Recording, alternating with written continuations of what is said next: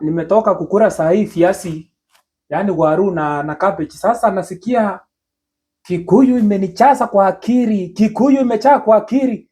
Nasikia kuongea Kikuyu. Kikuyu nasikia inatiririka.